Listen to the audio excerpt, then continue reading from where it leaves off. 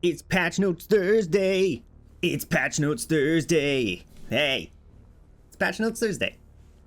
Usually I open this up on their website so I can highlight stuff that I'm talking about, but they haven't posted it up there yet, and they posted it early right on the game itself. So let's just let's go through here and see what's going to be new. Well, when this video goes up today, what are we getting? I'm excited to see. So, dear Lightbearers, to provide a better experience, we will perform an update maintenance on September 25th at 2 a.m. UTC -7. So they're actually already in maintenance as I'm making this, during which the Destiny Rising servers will be down and Lightbearers will be unable to log into the game. Please schedule your game time accordingly. This makes me sad because it made me miss Gwyn on my free-to-play. I tried so hard and I just couldn't pull her. Got down to like 20-ish guaranteed and I just couldn't do it. Sad. I won't have Gwyn on my free-to-play, but you live and learn. Should have started it earlier. All right, maintenance duration. It will last about 4 hours, and we will get, again, 200 free Lumina leaves. So we're basically getting a free pull every week from these maintenances, which is amazing. I'm glad that they're continuing to give the free 200 Lumina leaves. Lightbearers who created an account before maintenance began, who have logged in within the past week, the compensation will be issued to Lightbearers via mail. So be sure to check and claim it. Updated content. New event, Morgan's Hunt event starts. I'm super excited for this. It looks like it's going to be real fun. Let's see if we get some more information on what to expect. Duration, September 26th to October 3rd, so about a week. Event intro. The all-new, more challenging version of Morgan's Prey, Morgan's Hunt, kicks off in these new stages.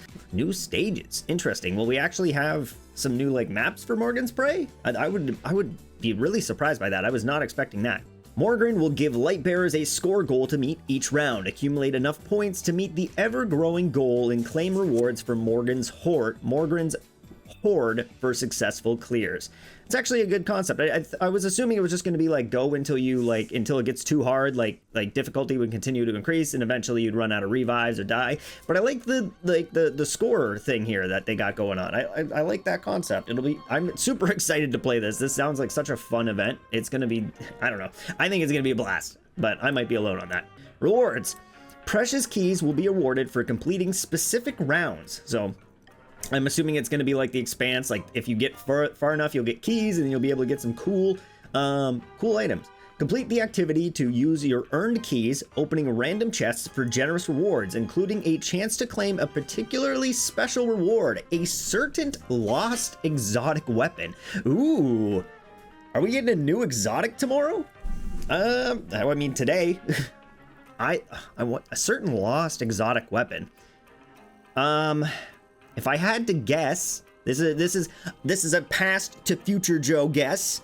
I'm gonna guess the Truth rocket launcher because I believe it's one of the only exotics from the beta that I can remember that's not in the game currently. That would be my guess. It could be something else though. I'd be excited to see. I feel like a lot of people wouldn't be that excited for the Truth rocket launcher, but I mean, that would be my guess. I'm guessing Truth rocket launcher. We'll see if I'm wrong or right. Complete event challenges to earn even more great rewards, including Bon Voyage charms and Mobius clusters.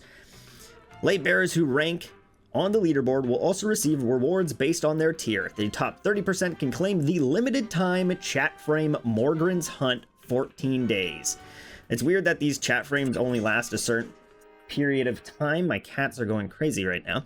Lightbearers must be team level 71 or higher to participate. Match scores must be higher than 30,000 points to qualify for the leaderboards. Oh, damn! Sparrow Racing event? Hell yeah! Oh, it's not right away. It's not until October. All right, well, we get Sparrow Racing event, October 2nd to October 16th. Oh, I love me some Sparrow Racing. This is going to be a blast. Race to the top of the limited time leaderboard. During the event, take part in match-made Sparrow races to race on specified tracks. It's interesting seeing as right now there's only 2 tracks in the game, so like, I mean, it's weird that you're going to say specified tracks when there's only 2 tracks to choose from. And complete challenges to redeem an exclusive Sparrow. Ooh. And I wonder if it'll be an exotic one. An exclusive limited time title is also up for grabs on the server-wide leaderboards, Lightbearers. Prove who's the fastest and pilot your way to glory. Good thing I've been practicing my shortcuts. This event is divided into 2 weeks, so October 2nd to October 9th. Hit boost. The specified track is Fallen Outpost. More combatants will spawn on the track, and you'll get more charge from hitting them. That's good to know. And week 2, which is October 9th to October 16th, you'll have Charge Boost. The specified track is Virtual Space. More nitrogen canisters will spawn on the track for an exhilarating race. This is interesting because for those of you who don't play Sparrow Racing that much, Virtual Space is like, it's already hard to fit in boosts in this track with how many turns there are, and like you really need to hit like some like hard 90-degree turns in that track, especially to hit some of the shortcuts. It'll be interesting to see. Like, I have a feeling that the time on this one is going to be interesting because this is the one with the hardest shortcuts to accomplish. And with the added boost, like trying to fit as much boost in as possible will probably make this a very hard leaderboard. This one, not so much. I find Fallen Outpost is already pretty much like solved. There's not too much more you can add to this, but I mean, having all the enemies might make some routes better than the current routes that are in the game. So we'll have to see. I'm excited for that. I love Sparrow Racing. I've bought like all the Sparrows. Oh, Sparrow Racing. Thank you, Destiny Rising, for bringing us Sparrow Racing back when Bungie would not. Sparrow Racing leaderboards will be available for each week. The top 100 light bearers will receive exclusive limited time title, Gravity's Deconstructor. I need that. I couldn't get the top 100 for the raid, but we'll get it for the Sparrow Racing. Complete challenges to earn racing tokens, which can be exchanged for the all-new Sparrow Pegasus Bravo in the racing event shop. It's purple, so I'm assuming it's going to be a mythic, not an exotic, but I mean, we'll find out. I mean, it's orange. I'm not colorblind. The racing event shop will remain open for 7 days after the event ends. New shop additions. The all-new mythic weapon ornament for exotic machine gun Gallows Sub-Zero is now available. Available after maintenance. How to acquire. The new mythic Sub-Zero ornament for Gallows can be purchased for 960 silver from the store. Again, I'm always fine with cosmetics for silver. I got no problem with that. I'm more than happy with cosmetics for silver. It's when it starts getting more egregious for the like the pay to win stuff. Any cosmetic stuff, sure, throw it in, make it cost silver, as long as you're also giving us like a route to get cool cosmetic stuff in the game as well, which they have been. They added the exotic ghost in the raid race, and they made it possible to get it outside of the raid race, so they're giving us some cool stuff still. Optimizations and adjustments. Combat and balancing adjustments. Weapons. Sword balancing adjustments. Damn, this I'm surprised we're already getting this, because I'm not gonna lie, you Yoldermains are going to yell at me, but swords are just garbage, man. Everything outside of that exotic sword, it feels so bad. Sword damage versus combatants has been increased by 5%. Initial sword ammo held upon entering activity has been increased by 50%. Ammo picked up in activities has been increased by 20%. Swords now deal 25% more damage to impact Sheikah shields. This covers a lot of the bases of what I've had issues with swords. I didn't think they were strong enough. I thought you ran out of heavy way too fast trying to kill, or like I would struggle to kill orange or yellow bars with my heavy.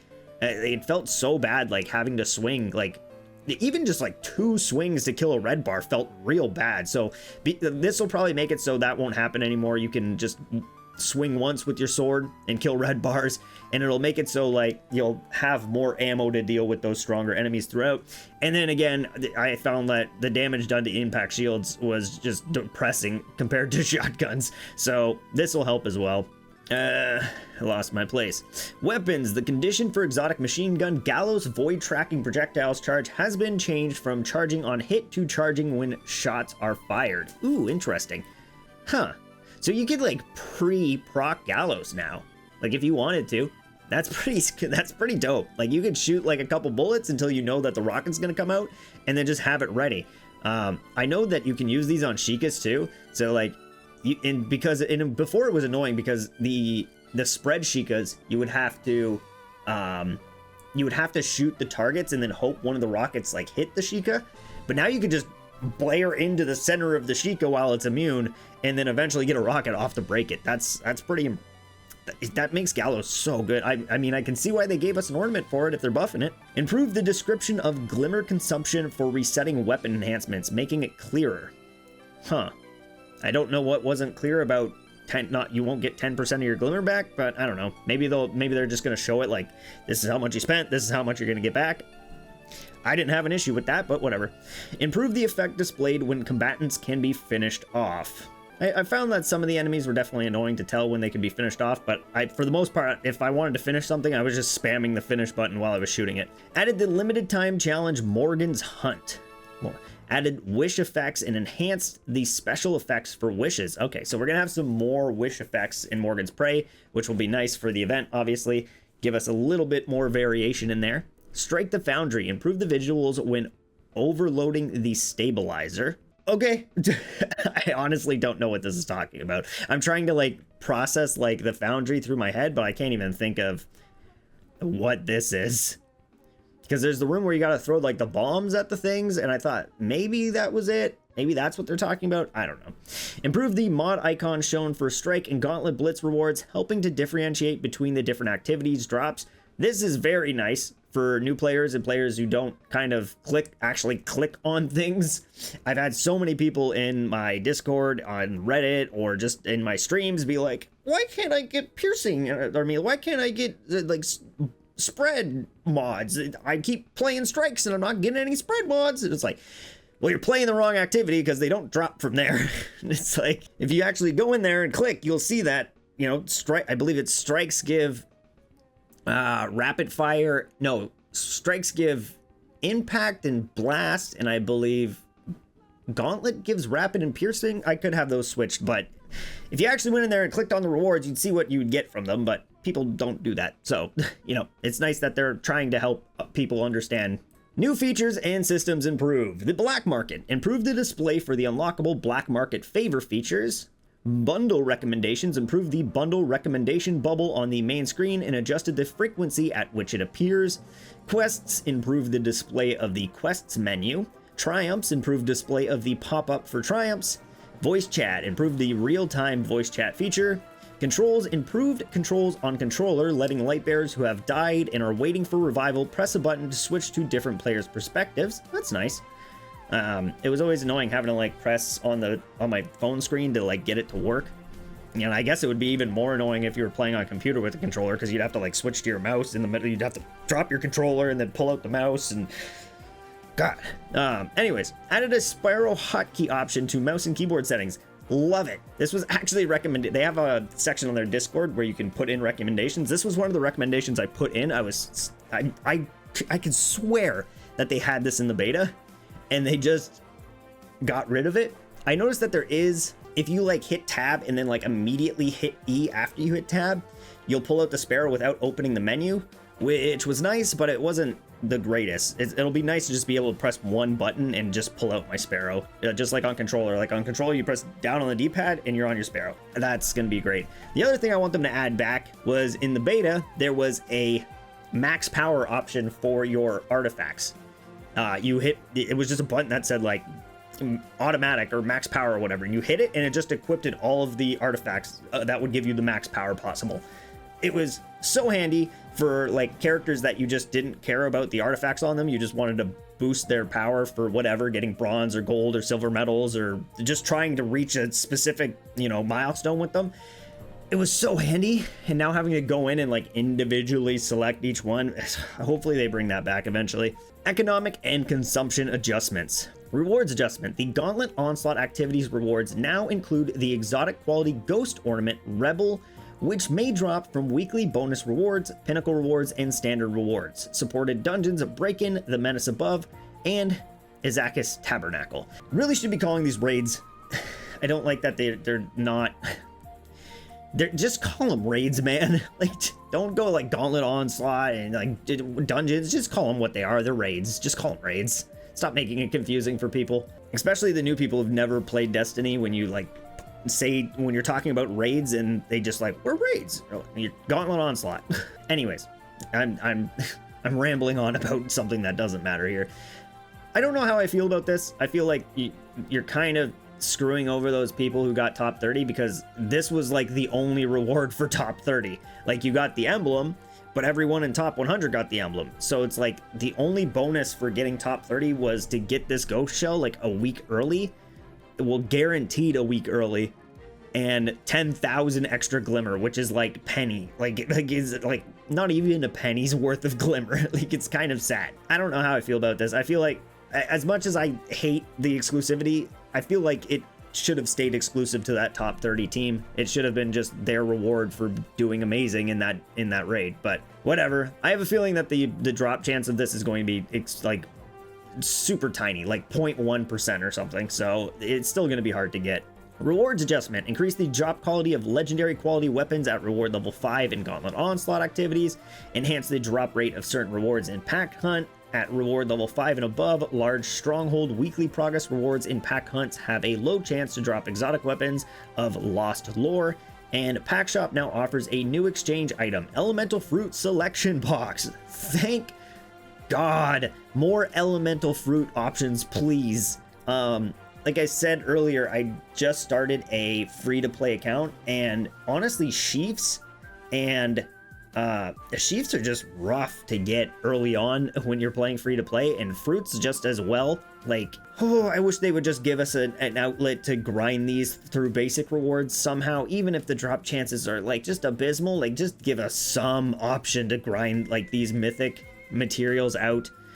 Like, you're already hard capping us with the exotic clusters from Calamity Ops. Like, why like crush us even more? Like, on my whale account, I can't progress any further because I don't have any of the exotic clusters to increase my characters' levels, and I want to play all these different characters. I want to like make videos and content on them, but they refuse to give us outlets to upgrade these characters to actually play them and enjoy them. It's like, okay, well, pick like 2 or 3 characters and you can max them out. That's all you get to play for the next like 4 months until you have enough clusters to upgrade more people. And the same goes for this elemental fruits. Like, I can't even imagine a free-to-play player, or even someone who's not a whale, like someone who's only dropping a few bucks on the battle pass. Like, God, elemental fruits are horrible. Also, the materials to refractor your artifacts, ooh, something needs to be done about that. If you have any ideas about what can be done about that, post in the comments below, because we need some damn ideas. Something, anything. Character lore and content. Gwyn storyline. Optimize the dialogue playback sequence after finishing the mission.